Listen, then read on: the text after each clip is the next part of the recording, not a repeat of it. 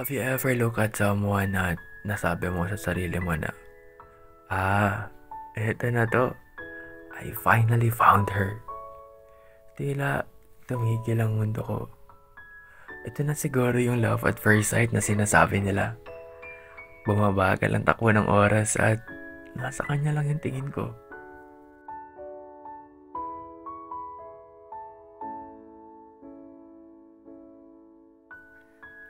Nang nakita ulit kita, doon na ako nagsimulang mag-ipon ng lakas ng loob at sinubukan kong lumapit sa'yo.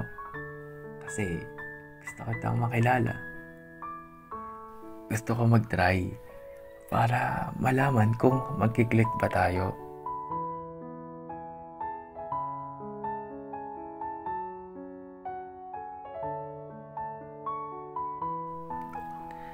Gagawa at gagawa ako ng paraan para makapagpapansin sa'yo. Nakaka-excite nga. Palagi kitang inaabangan sa parehong lugar, sa parehong kainan, at sa parehong upuan. Sa parehong pwesto rin, araw-araw kong iniiwan ang paborito mong ino-order sa Jollibee. Tapos, sasamahan ka pa yan ng mga handwritten notes ko. Kasi sa ganitong paraan ko lang kanyang i-express yung nararamdaman ko. Siguro nga ay wala kang ideya na ako ang nagpapadala ng mga young burger sa'yo. Nakakahiya, nakakatakot, pero gusto kong sumugal. Dahil umaasa rin ako.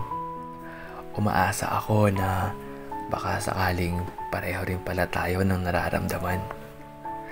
Wala eh.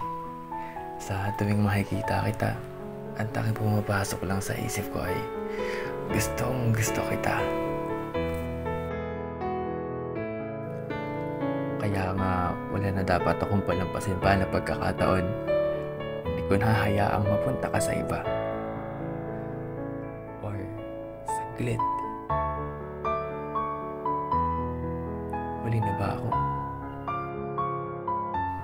That's when I realized na kaya pala iba ang ngiti niya sa tuwing kasama niya ako. Dahil kasama ko rin pala ang taong totoong gusto niya. Masakit, pero kailangan kong tanggapin. At least diba, alam kong hindi siya sasaktan ng kaibigan ko. At least masaya siya.